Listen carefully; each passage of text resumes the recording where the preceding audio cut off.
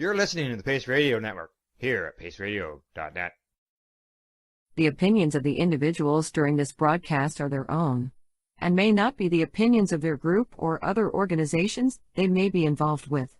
All medical advice during our broadcast is not a medical opinion and should be checked with your medical physician. Oh yeah, baby, that's lovely.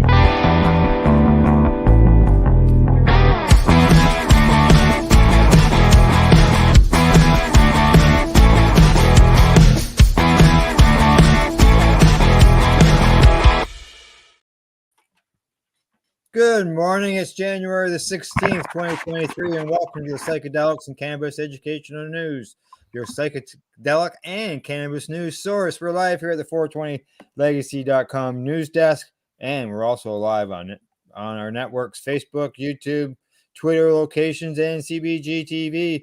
Good morning, Rev Kelly. Well, it was a real good morning just before we went live. There are gremlins. Okay, so we are literally in retrograde right now. It means that there's backwards planets floating around in the universe. It sets off everything in gravity. And for the last 2 weeks, live shows, headphones, microphones, everything has been going haywire on my end of everything. So it is not unusual that I'm not on camera today because of that. Wow. I'm going to try to fix it during our break. Can you hear me okay? Okay, sounds good. Because I know that I can hear you fine. Late last week, you and I were talking, and all of a sudden something happened. So you got gremlins, but hey, we got your voice and we got an out. Okay, good. All right. It really is me. Before I'm we get here. going, before we get going on with the news, you got some news for what's going on with, next Sunday. Oh, it's so exciting, Al. We're going to be coming together as a community, sort of in that Peterborough, Northumberland area. So that servicing that area of the cannabis community, but anybody can come. Certainly, we have some people coming from Toronto. We're doing what we're going to start off called a cannabis temple, where we're going to do 6 hours or 8 hours of hanging out together in a cannabis community, nug swap, yoga toke. Inside an RV, we've got a warm consumption space, and vendors are going to come out and sell their wares or perform their services. It's going to be so fun. All right, sounds exciting. Thanks, Al. It's so close to home. It's so close to home. It's not a 2.5 hour trip anywhere. Yeah, in Keene, First Street, 12 First Street is the address. Yes. 2 p.m. Yeah, 2 p.m. Exactly. Sounds good. All righty. Well, shall we get started with today's news? Yes. All right, here we go. First up, we've got Canadian Cannabis Survey finds more people bought legal products in 2022, according to the Calgary Herald. That's right. It's the Government of Canada's annual cannabis study, and it has found the adoption of legal products continues to grow. The results of the 2022 Canadian Cannabis Survey were released last month. It found that a greater proportion of respondents reported a legal source as their usual source of cannabis compared to 2021, with legal storefronts being the most common source since 2019. A smaller portion reported illegal storefronts and illegal online sources in 2022 compared to 2 years ago at 2019.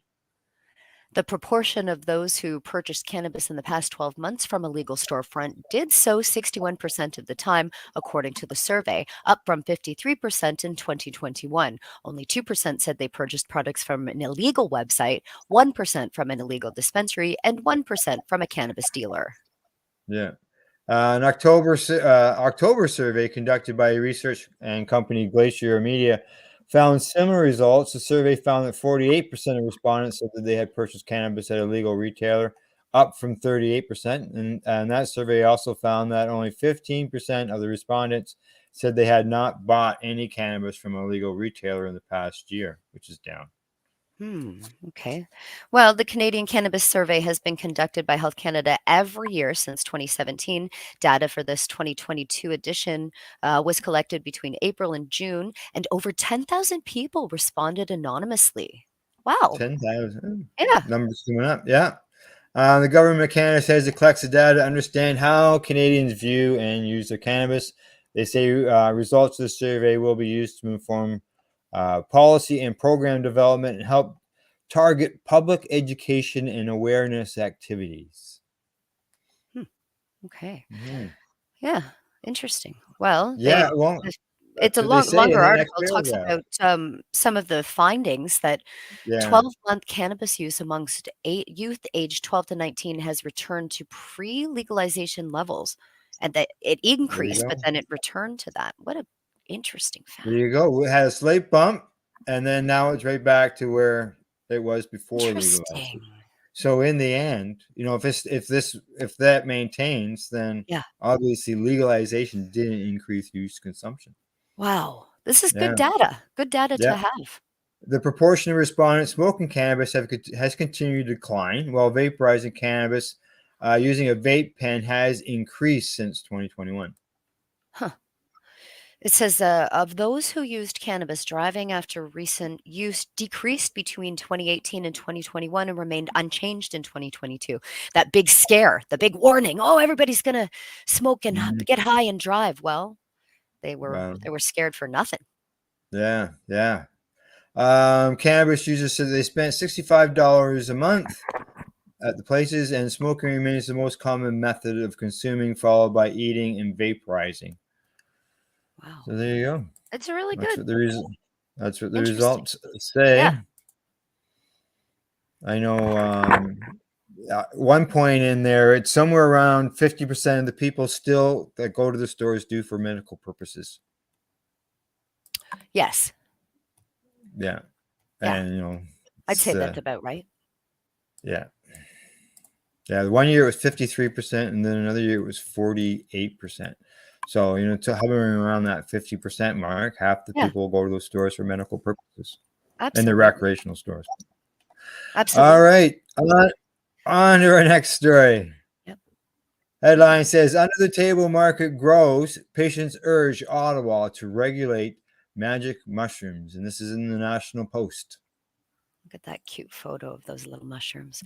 Thomas Hartle became one of the first Canadians to receive a federal exemption to treat symptoms of his stage 4 colon cancer with magic mushrooms just a few years ago, and he was celebrated for it. Right. But not long after the landmark decision, Hartle says the legal avenues to access it has been shut off even as an illegal market booms. He says in an interview, the only places where I really run into problems is with the Minister of Health himself and with Health Canada being resistant to moving forward with opening the avenue of this. The psychoactive compound produced by the mushrooms called psilocybin is not legal in Canada, but early clinical trials are underway to test its effectiveness in treating mental health conditions such as anxiety and depression. Listed under Schedule 3 of the Controlled Drugs and Substances Act, the drug can only be obtained legally via an exemption from the federal minister as part of a clinical trial or through a special access program that allows physicians to request it for patients suffering from serious or life-threatening conditions. Wow. Now, in some cities, including Vancouver, Toronto, and Ottawa, psilocybin can be easily found at a growing number of brick and mortar shops openly selling magic mushrooms. And a web search for such products shows they are readily available for delivery to Canadian doorsteps. Yeah. In 2020, Hartle was amongst a handful of patients, many of whom were suffering from terminal illness, granted the exemption to allow psilocybin by former Health Minister Patty Hyde. The exemptions under the Canada's drug law did not allow the patients to buy or legally receive psilocybin, but it allowed their medical practitioners to use it for treatment without participating or in a crime. Wow. So you can just, in Toronto, you can just order magic mushrooms to your doorstep? Well, you order it online. You can do that anywhere in Canada. You can order them online. And it can just be delivered is what it's saying here for Yeah, available for delivery, and after I said that, I went, "What?" yeah, So you could yeah, just yeah. have that happen, magic mushrooms right now to your doorstep. Wow. Okay. Mhm. Get on the Now, phone woo, or get on the computer. I didn't realize we'd progressed that fast Oh yeah. in Toronto. Oh my goodness. Okay. Wow, that's magic. Now, Hartle said the psilocybin made him more comfortable with his end of life anxiety, but his exemption expired after a year, and he's still waiting on an answer about getting another one. Okay, he's already passed once, but now Right. he's waiting on the second one. Okay. He admits that nothing is stopping him from buying the illegal mushrooms that are available online or at brick-and-mortar stores, but he wants to discourage people from going into these illegal markets and get treatment from potentially questionable sources and people, he says. Sure. He says, I would like this therapy to be medicalized so that it's a treatment, so that your doctor can just give you a referral to a professional who is qualified and experienced and who has access to a safe supply. What a great idea. That's what they're doing down in the U.S. Yep. Yeah. Health Canada said in a statement that early clinical trials examining psilocybin has shown promising results, but further research is still needed, and the best way for patients to access psilocybin is through participation in a clinical trial. Well, I'll tell you, I bet you they totally disagree with that, the patients. The patients would say that because it would Yeah, I be think so. Yeah. a different way to participate. Yeah. Yeah. Continue on. It is amazing that these patients can very easily go to the storefronts and buy these mushrooms, but are being barred from doing it safely with their doctor from a regulated medical source, says Spencer Hawkswell, the CEO of TheraSil, a nonprofit organization that offers training to healthcare practitioners and is working with patients to obtain psilocybin and combat the government's drug policy.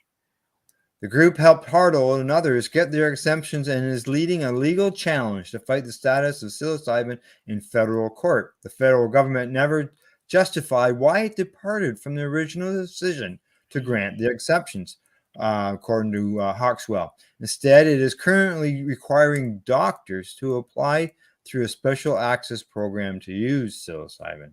I can see some resistance at the doctor's end of things. Sure. They're against cannabis, so many of them. I can see them be against the mushrooms. So, Of course. But there might be specialized doctors. I'm sure there are. yeah. Now, Hawkswell said that he's created challenges because doctors are unwilling to apply or participate without first being trained. And outside of a clinical trial experience, treating patients with psilocybin was previously only available through an exemption. This has the department and the current health minister, Jean Duclos, putting the cart before the horse, he says. You can almost think about it like the government granting patients access to chemotherapy, but making medical school and the training around chemotherapy illegal. All we would have is underground chemotherapy treatments, and that's what's happening today in Canada. Yeah. Wow. Yeah. So there you go. Whew, wow. He's fighting the good fight. Hopefully he gets his next clinical trial. Yeah, and like I know or dose for or whatever. quite a while, cannabis patients were being delayed. The access, like the renewals, seem to be taking months and months. Yep. And if a person's already proved their medical need, the renewal shouldn't take very long to do. Certainly not. That's their medicine.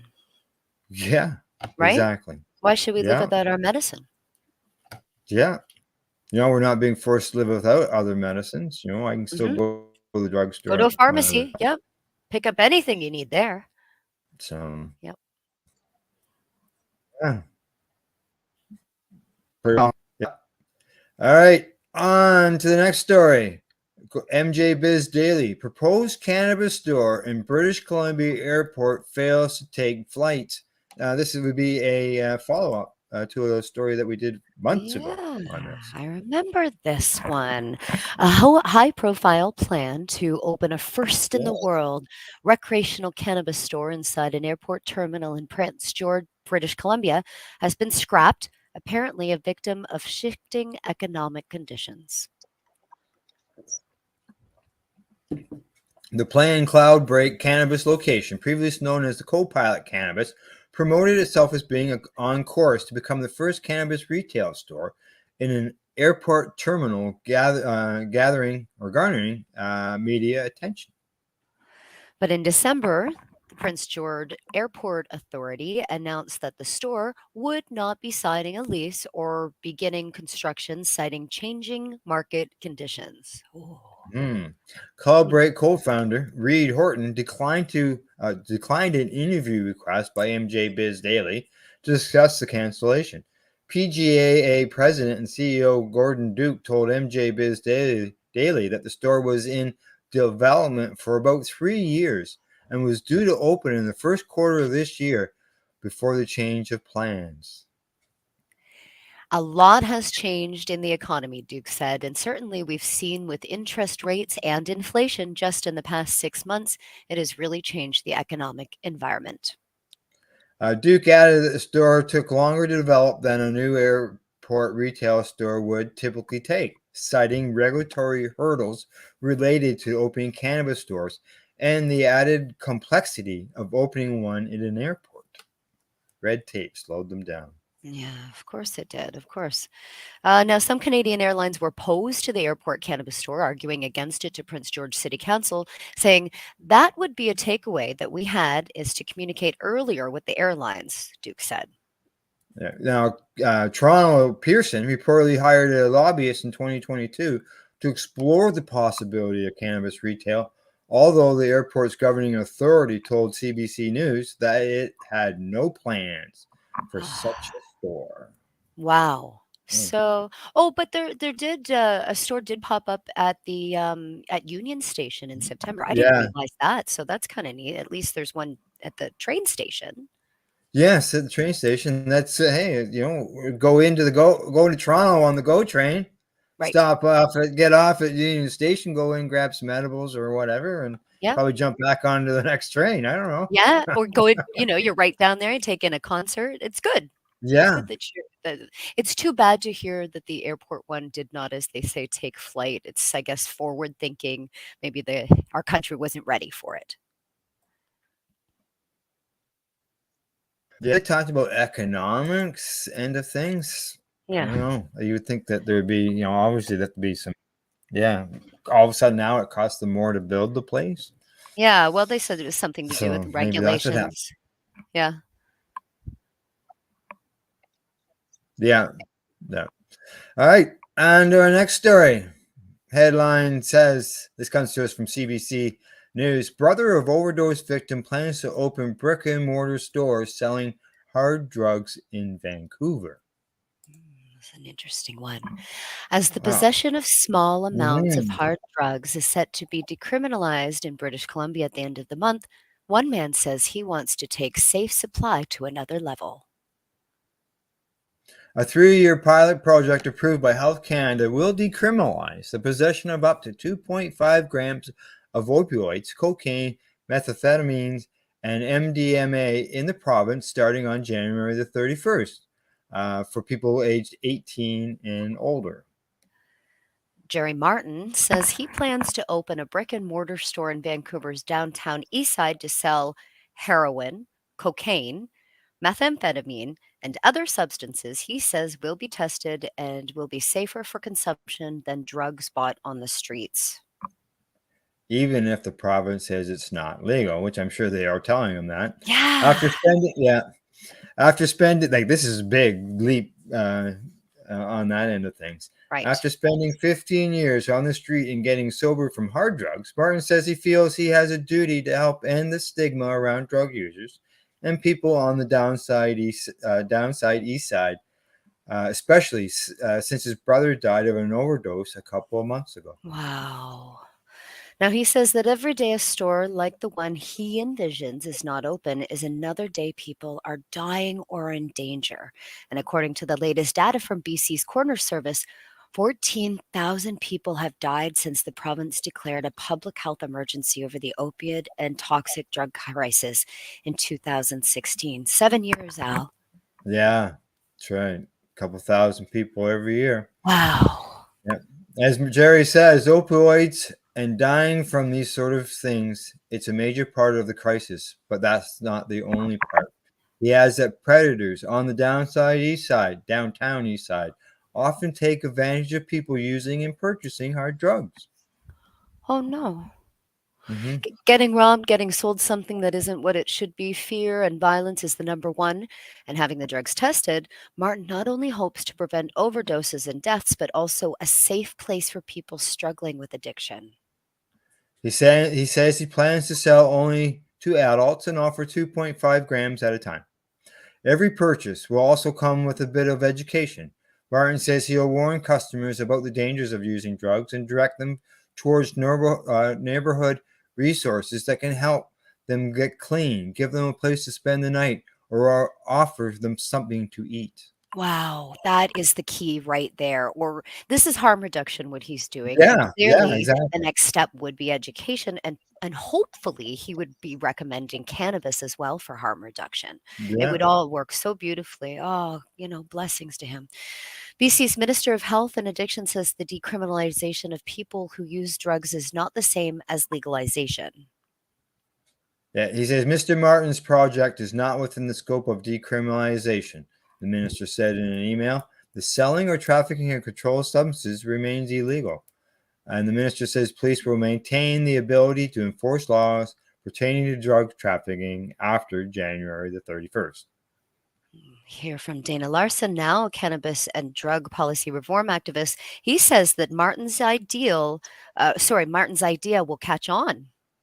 There Yeah. he is. I think Larson says, I think it's a good idea to try to create the safe drug supply it seems everyone agrees we need, but it's not being created by government or anyone else. Now, in 2019, of course, Larson founded Get Your Drugs Tested, a free testing site on East Hastings Street. Martin says he hopes to get the drugs for his future store tested at Larson's site. So they're working together on this project then.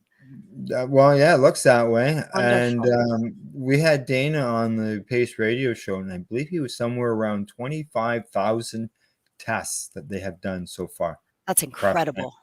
Canada. Yeah. Wow.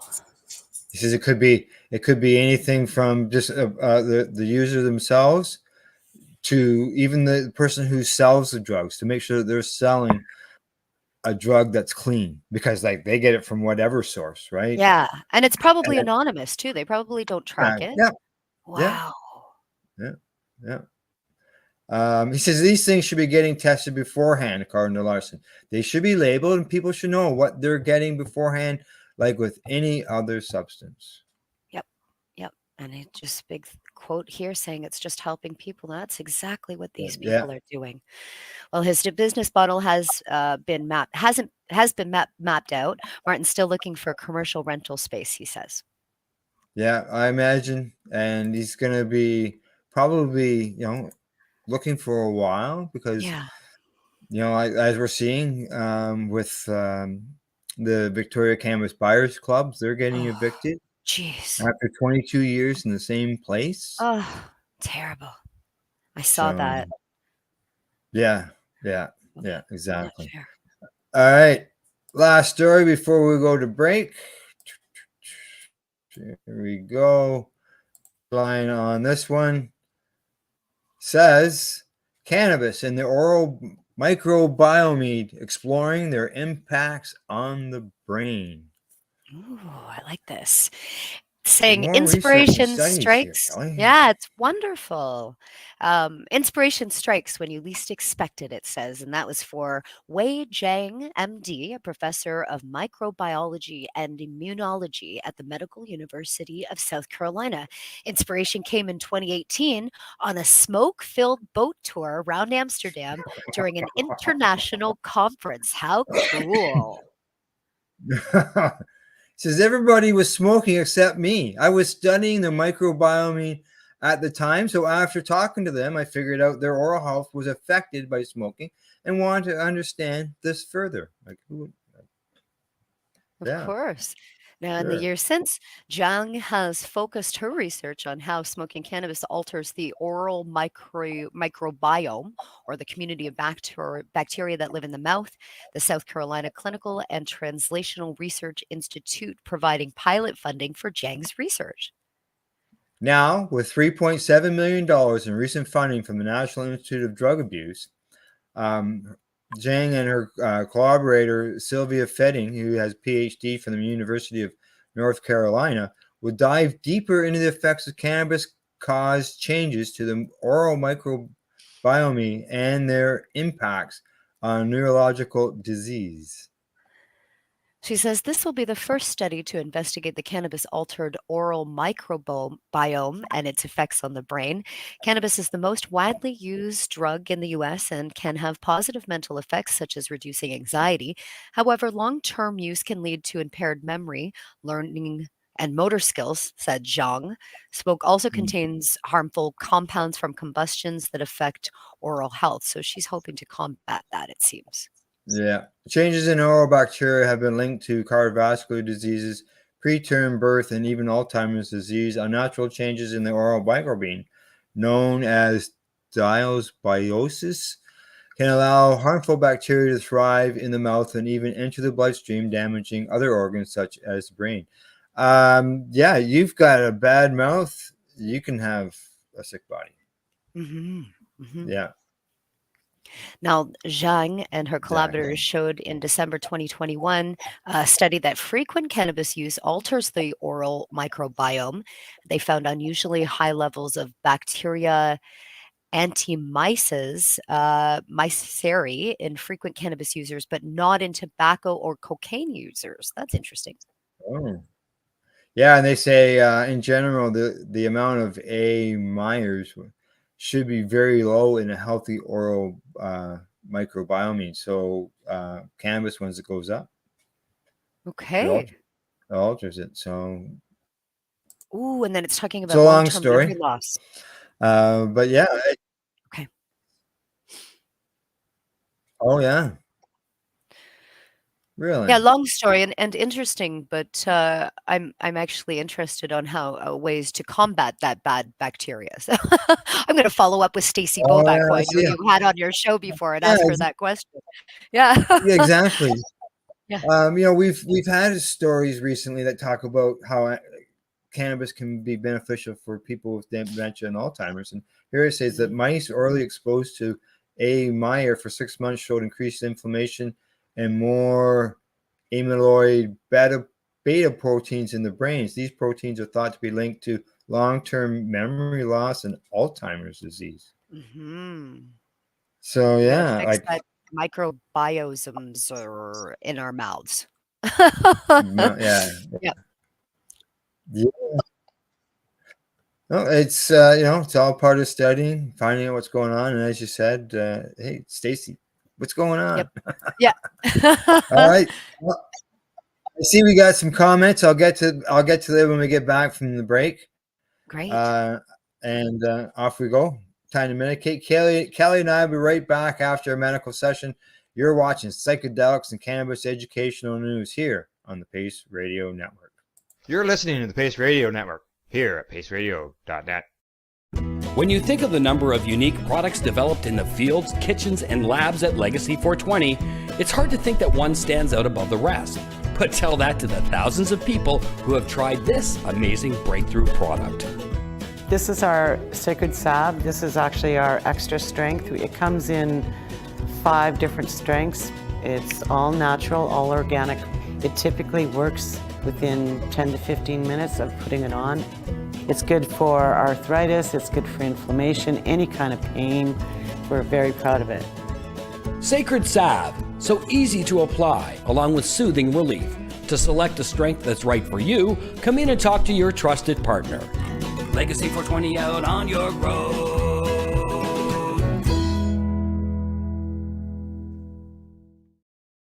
Pace Radio Network, by patients, for patients, and for those who want to know. Enjoy the buzz of legalization with Campbellford Lifestyle Shop. From lights to plant nutrients, books, consumption accessories, and more. We've got all your basics to grow or consume cannabis. Visit our info center or take a look at our piercing services and body jewelry, now available in-store through Campbellford Lifestyle Shop. 17 Bridge Street West, Campbellford.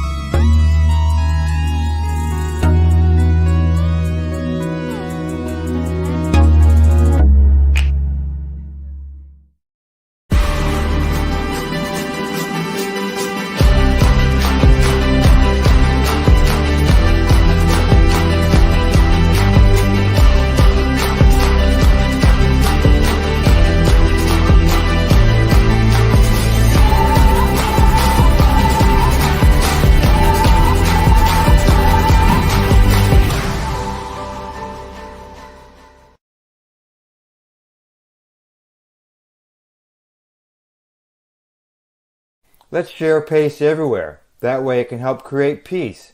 People everywhere advocating cannabis education. You're listening to the Pace Radio Network here at paceradio.net. We're back from our medical session. We're live with psychedelics and cannabis educational news here on the Pace Radio Network. And we got Rev Kelly back. Hey! All right. You said you're going to work on the break to get your camera working, so that's good, but your mic is muted. See, Al, what did I tell you? This is going to happen every time. I don't know why. What's going on? It's not like I've been doing this for decades or anything. I don't know why. Yeah. It's fine. It's fine. It's fine. I won't tell you what happened, why the video camera wasn't working before. I didn't have a light plugged in instead of the video camera at the time or anything like that. That happened. It happened to me today, Al. Yeah. Yeah, just like I have the sun in my eyes. All right, just so you know, I mentioned about comments. We got some hearts sent to us.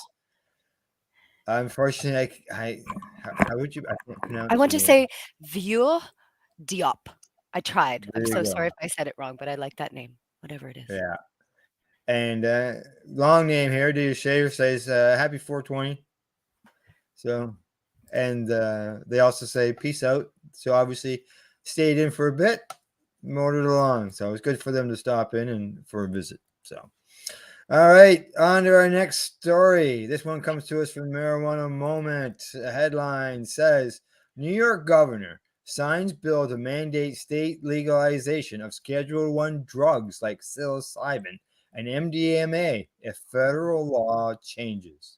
Wow. The governor of New York recently signed legislation mandating that the state immediately reschedule or deschedule such Schedule I's like MDMA and psilocybin if they're reclassified, and that's reclassified under federal law. The companion assembly and Senate bill signed by Governor Kathy Hochul late last month are meant to provide for parity between the New York state schedule and the federal schedule when certain drugs are approved for medical treatment, a memo from the sponsor says. Now, Assembly Member Donna Lupardo and Senator Gustavo Rivera sponsored the identical proposals in their respective chambers, carrying them through the committee process and to the floor with unanimous support. Hochul's action was first noted by Lucid News this week. While the newly enacted law applies to all single or Schedule I drugs, the sponsor memo explicitly references MDMA and psilocybin as examples of the types of substances that prompted lawmakers to advance the reform. Now, if federal drug scheduling statute changes while the state legislature is out of session, the drug products will be available for administration by medical providers to ensure that there are no gaps in services, it says. There you go. So Okay. New York State, they're changing the way. It makes sense. Follow along. Follow along with things. You know,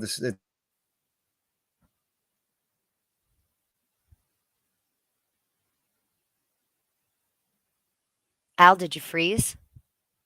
Oh, you're frozen, Al. I'm back. Are you there? Okay, good. Okay. I'm here.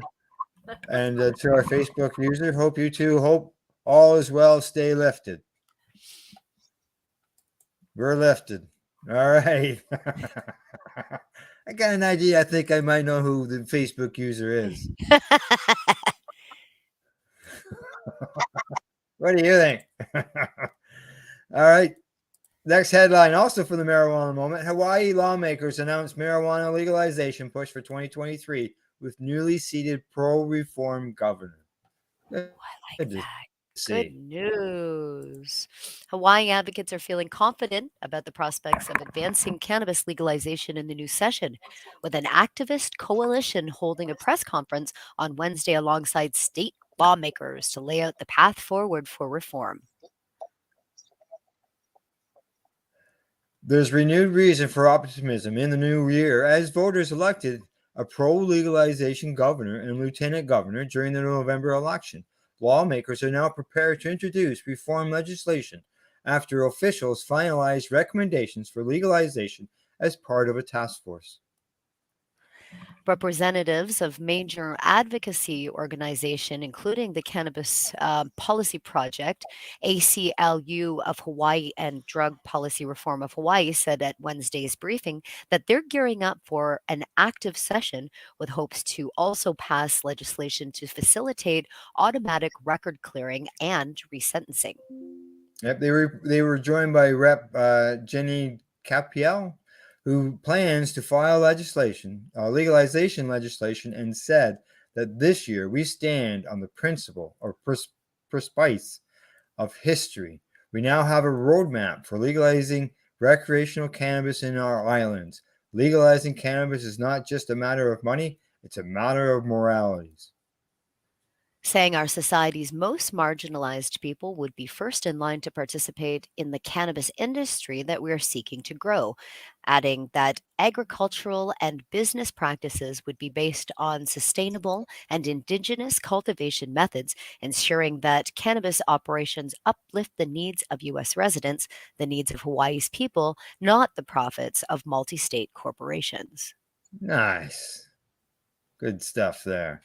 Capella said that her legislation will incorporate some of the recommendations made by state cannabis task force that submitted a report on legalization policy considerations to the legislature ahead of the new session.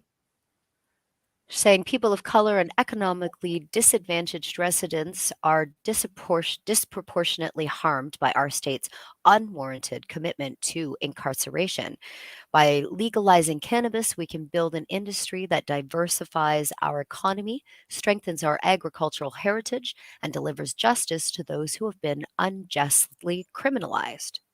Nice. It's good to see this. Yes. Yes. Legislators have worked to enact legalization in the Aloha State over several sessions, but while the reform was approved in the Senate in 2021, it stalled after failing to proceed past the House committee by a key deadline. Well, come on, committee. Yeah. Get on your, yeah. Let's go. Yeah. Saying cannabis prohibition has caused immeasurable harm to our communities, particularly communities of color. Cannabis legalization is an opportunity to stop the harm to our residents and the waste of limited public safety resources. They're really calling it out. Yeah. It's nice to see. Nice to see. Good to see that that's going to happen down there. You know, Yep. Perfect. for the better. And Hawaii, come on, Hawaii. Yeah. And geez, they sure wouldn't have to deal with the cold there, would they? Nope. When it comes to growing it. Okay, next story. This one here also has some study, some education in it, as we are the educational news. Patients with inflammatory disorders may benefit from psilocybin treatment.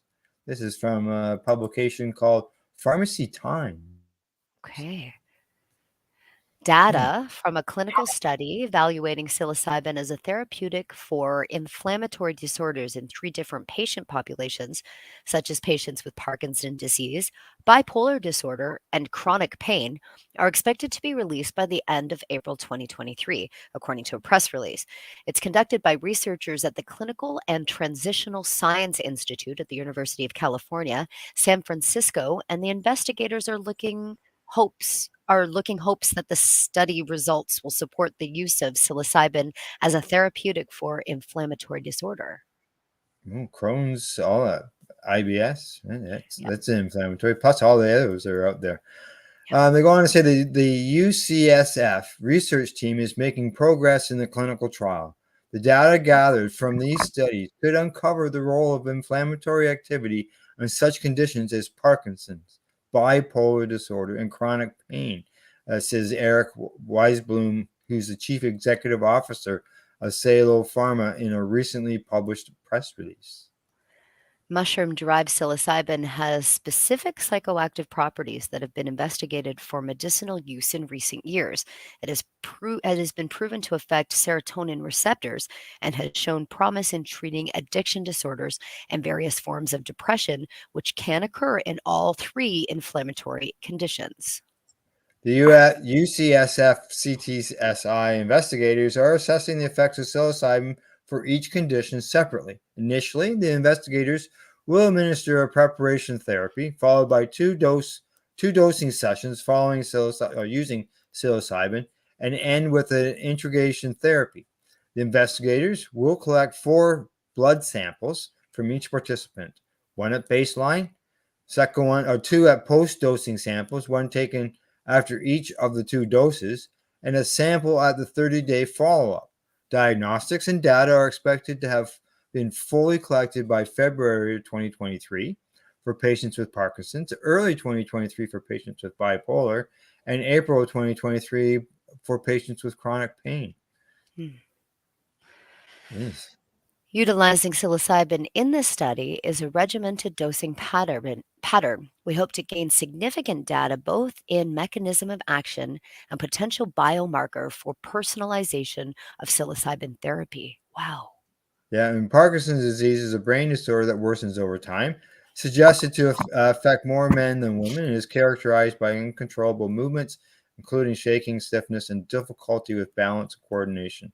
Yeah, I've worked with a patient, and yeah, Right. exactly. It talks about bipolar disorder. And then it says that the targeted patient populations from the study could provide support for the development and use of psilocybin as a therapeutic, coupled with our novel homing peptides and topical technology. That's interesting. Yeah. So let's hope that they get good results. Yeah. We'll follow up with Yeah. that for sure. Yeah. Yeah. Just matter of time. And they said it'd be like the end of it'd be like April. So by the time those results and tests and all that out, it could be summertime or later. Yeah. But at some point, I'm sure that We'll look it'll for be them. out there. Yeah, it'll come across the desk. Yep. And we'll find it. All right, got some more studies. Yeah. Headline: Latest cannabis research. 5 new studies to know about. Right. This comes In from recent Cannabis Health. Right. In Go ahead. recent weeks, promising research has been published on the potential of cannabis as a tool for sleep, muscle recovery, multiple sclerosis, and inflammatory bowel disease. With a record number of research papers published on cannabis, we need more studies, and its therapeutic potential in 2022, it can be hard to keep up. While regulators call for more scientific evidence, studies are ongoing across the globe investigating its role in managing the symptoms of a wide range of conditions. Now, a number of studies, including several randomized control trials, widely thought to be the gold standard of science, have been published lately, providing new insights into its effects in MS, IBD, and insomnia, while CBD also shows promise as a tool for promoting muscle recovery and improving memory in CUD. Here's a breakdown of these studies. Medicinal cannabis improves sleep in adults with insomnia. They say a double-blind, randomized, placebo-controlled study found that medicinal cannabis oil improved both time and quality of sleep in a group of patients with self-reported insomnia. It's nice to hear the oil there. Yeah. A total of 29 participants took part. They were randomly allocated to receive either a placebo or the active oil containing 10 milligrams of THC and 50 milligrams of CBD over a 2-week period. And according to the paper, participants kept a daily diary to access tolerability, and effectiveness was measured by saliva midnight melatonin levels, validated questionnaires, and the Fitbit sleep tracker. Of course. Their cannabis oil was found to improve both time and quality of sleep. Light sleep increased by 21 minutes compared to the placebo. The quality of sleep improved overall by 80%. Wow. Of course it did. Of course it did. Yeah, and the authors concluded the oil was well tolerated, with 60% of the participants no longer classified as clinical insomniacs by the time the trial period ended. Oh my Holy gosh. There you go. Wow. Blessings for that one. Yeah. How CBD could promote muscle recovery was the next one. Yep, CBD has gained increased popularity with the adults, we know that. And a narrative review of existing research found that CBD has the perspective to become an adequate supplement that may improve muscle recovery. In the adult studies, CBD has shown to be effective in increasing the expression of metabolic regulators in muscle of obese mice, while CBD treatment in rodents reduced muscle inflammation following exercise in a model of muscle dystrophy. Now, it talks here about cannabis use disorder and how Mm. CBD can help with that. They suggest that it helps. It affects up to 13 million people around the world. I think cannabis use disorder, when they're maybe overusing the dab rig, or maybe not finding the right medicine for them, or really blowing out their Mm. ECS, is what they're talking about here. And in that sense, CBD is saying that it can help it. Yeah. They say in a randomized clinical trial, researchers assessed whether 4 weeks of treatment with CBD impacted cognitive function in people with CUD. 70 participants were randomly assigned either a placebo, 400 milligram or 800 milligram of CBD, and the researchers concluded that while CBD did not influence delayed verbal memory or have broad cognitive effects, 800 milligrams of daily treatment may improve working memory manipulation. Wow, that's a lot. That's a lot, Yeah, but wow, that's a lot of that's a lot 800 of milligrams. milligrams. But There you but go. I would believe that for sure. Now the next one is the effect of medical cannabis on inflammatory bowel disease. Yes. Real world data taken from the UK Medical Cannabis Registry proves some insight into the effects of cannabis based medicinal products in IBD patients. Saying 76 patients were included in the case series and outcomes assessed at 1 month and 3 months. They did some questionnaires and included single time sleeping and the inflammatory bowel disease questionnaire. Yeah, anxiety disorder as well. Yeah. They're checking that. The average baseline score improved at 1 month and 3 months, while quality of life, anxiety, and sleep scores also improved at the 3 month mark. Just over 20% of the patients reported adverse effects, with the majority being mild to moderate in severity. So Wonderful. nothing severe. The last one is the multiple sclerosis and use of medical cannabis. I have heard a lot of people, like several, that have been diagnosed with MS in the last couple of years. So I'm very happy to hear they're going to be doing more studies. Yeah.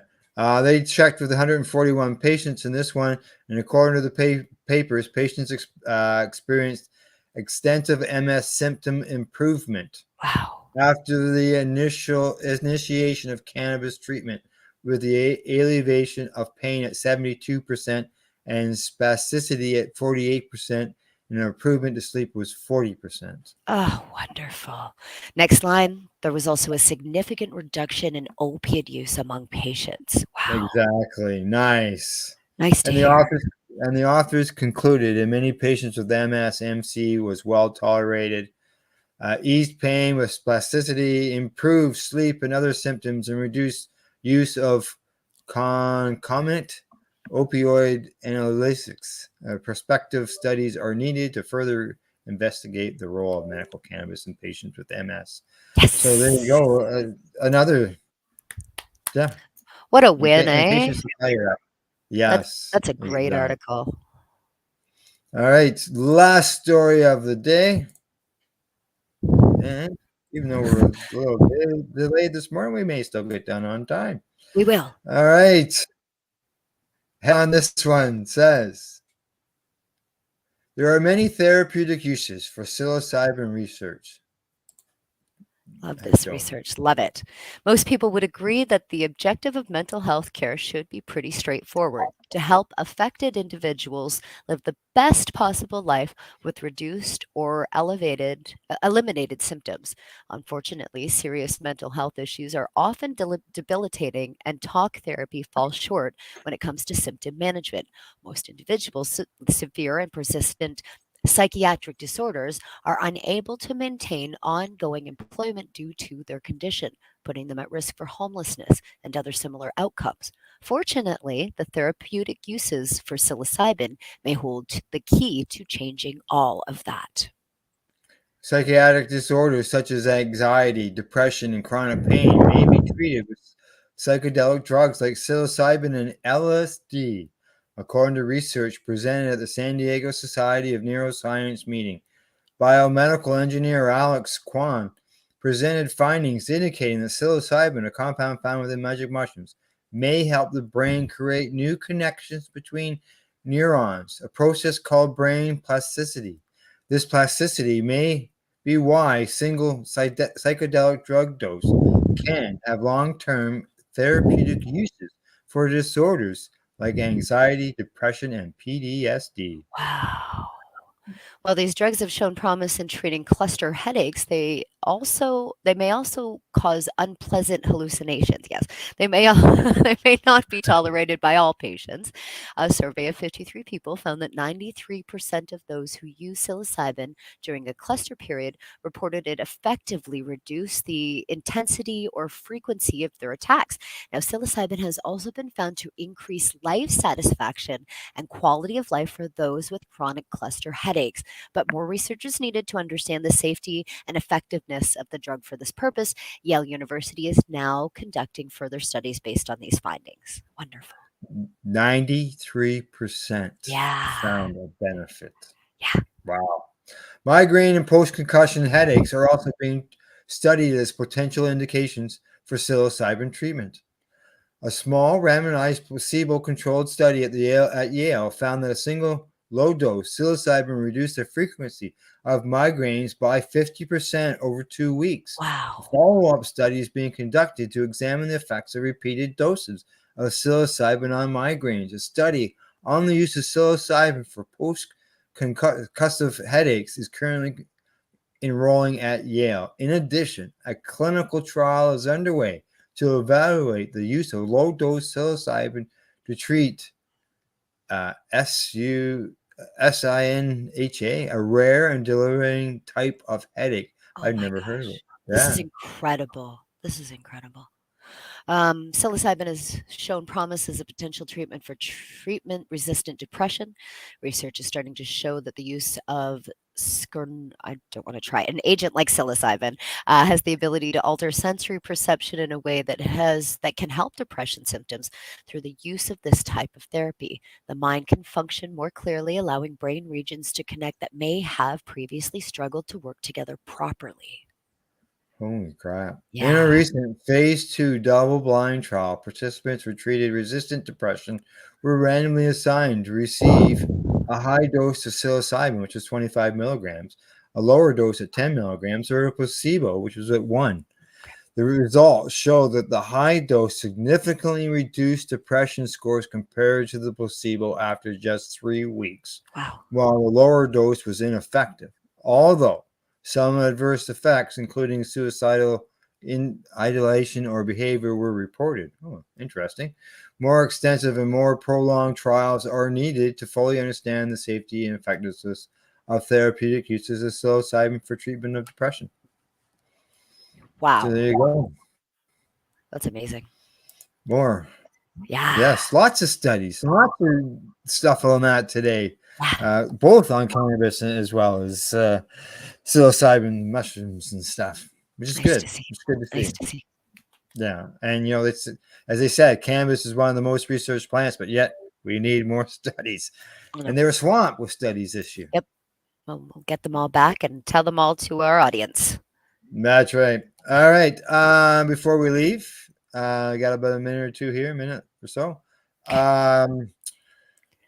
Just a reminder of what's happening on Sunday. Oh, yes, yes, Sunday. Keene, Ontario, 12 First Street. We're going to do a nug swap. Come at 4:20 for a nug swap, right? Bring anything that And you you want. Bring remember, your homegrown, bring your anything. Yeah, you want to, did you I save smoked one? the last of that joint. I got, this is the one that I got. So then I went and bought 2 more. You love them. Okay. Well, one of them is heading out to Tamara. She's out in Oh, Cranbrook, so she's out in wonderful. BC, and they're not available in BC, even though Remo's from BC, right? All Because this is right. the Remo joint, right? The 2 Yeah. gram joint. It's infused with Kif and diamonds. So I bought 2, right? Okay. Bought one for Tamara, Yeah. and I'm thinking, I haven't decided 100%, but I'm thinking about maybe using this or smoking this at Keene in the trailer. In the trailer. In the trailer. We'll hotbox it. Hot box. All right. All right. Other than that, Sounds good to me, Al. it's always good. From the Legacy420.com news desk, that's our Pace News Report for January the 16th. And thanks to our buds at Camel for Lifestyle Shop and the Legacy420.com. And don't forget to educate, medicate, and do not incarcerate. You're listening to the Pace Radio Network here at paceradio.net. The opinions of the individuals during this broadcast are their own, and may not be the opinions of their group or other organizations they may be involved with. All medical advice during our broadcast is not a medical opinion and should be checked with your medical physician. When you have a pain that's reached its peak, Legacy for 20, it's so unique. If organic cannabis is what you seek, here's your trusted partners 7 days a week. Suppository salves, vapes and drops, topicals, edibles, infused pop. Just when life seems like it ain't easy, at Legacy 420, enjoy a pop freezy. Lab tested products, make them the GOAT. Legacy 420 out on your road. Legacy 420 in Tyendinaga Mohawk territory. Indigenous organic cannabis at its finest. What do you find at paceradio.net? People advocating cannabis education. Enjoy the buzz of legalization with Campbellford Lifestyle Shop. From lights to plant nutrients, books, consumption accessories, and more, we've got all your basics to grow or consume cannabis. Visit our info center or take a look at our piercing services and body jewelry, now available in-store through Campbellford Lifestyle Shop, 17 Bridge Street West, Campbellford.